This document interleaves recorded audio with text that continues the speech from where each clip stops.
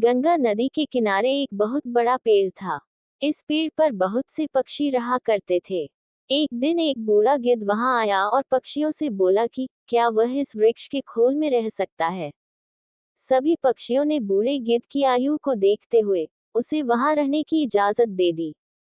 वे अपने हिस्से के भोजन में से भी कुछ भोजन उसे खाने को दे देते।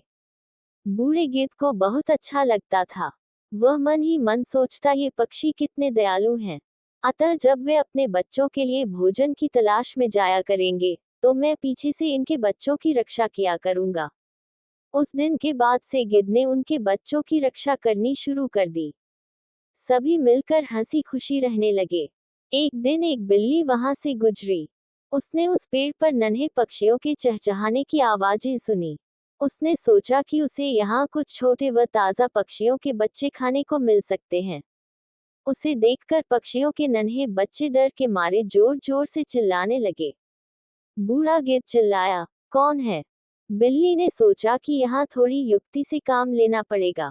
वह बोली, सुप्रभात श्रीमान, मैं बिल्ली हूँ। बूढ़ा गिद्ध बोला, यहाँ से चली जाओ वरना मैं तुम्हें खा जाऊंगा। बिल्ली बहुत चालाक थी। वह बोली, श्रीमान, मैं कुछ कहना चाहती हूँ, उसे सुन लें, फिर उसके बाद चाहे तो मुझे खा लेना। गिद्ध ने सोचा, क्यों न उसकी बात सुन ली जाए। बिल्ली बोली, मैं गंगा नदी के तट पर रहती हूँ। मैं बहुत ही धार्मिक विचार रखती हूँ। मैं गंगा नदी में स्नान करके आपका आशीर्वाद लेने आई हूँ। गिद्ध बोला, मैं तुम पर कैसे विश्वास करूं? तुम मांस खाने वाली प्राणी हो और यहाँ नन्हे नन्हे पक्षी रहते हैं। जाओ, भाग जाओ यहाँ से। बिल्ली ने उत्तर दिया, श्रीमान, मेरा विश्वास कीजिए, मैंने जानवरों का मांस खाना छोड़ दिया है। यहाँ गंगा नदी के किनारे चारों ओर हरियाली है और ढेर सारी हरी वनस्पति है। मैं केवल हरी सब्जियां और फल खाकर ही अपना पेट भरती हूँ। बूढ़ा गिद्ध उसकी बातों में आ गया। उसने उस पर दया खाकर वहां रहने की इजाजत दे दी। कुछ दिन तो सब कुछ सही सलामत चलता रहा, किंतु बिल्ली अपने ऊपर काबू नहीं रख सकी। अतः उसने प्रतिदिन एक के बाद एक करके नन्हे पक्षियों को खाना शुरू कर दिया। बूढ़े गिद्ध को इसका पता नहीं चला। बहुत जल्दी पक्षियों ने देखा कि उनके नन्हे बच्चों की संख्या कम होती जा रही है। उन्हें चिंता सताने लगी तथा वे उन्हें यहाँ वहां ढूंढने लगे।